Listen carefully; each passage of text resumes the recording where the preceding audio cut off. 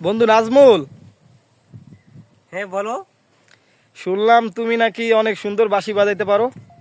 হ্যাঁ পারি তো মোটামুটি। তাইলে আজকে তোমার আমি একটা চ্যালেঞ্জ দিব, তুমি পারবা? অবশ্যই অ্যাকসেপ্ট করলাম। তাহলে আমি আজকে একটা গানের প্রথম 2 লাইন বইলা শোনামু, তুমি ওইটা বাঁশি বাজায় না শুনাইবা, হ্যাঁ? অবশ্যই। আচ্ছা ঠিক আছে, তাহলে শুরু হয়ে যাক। ওকে।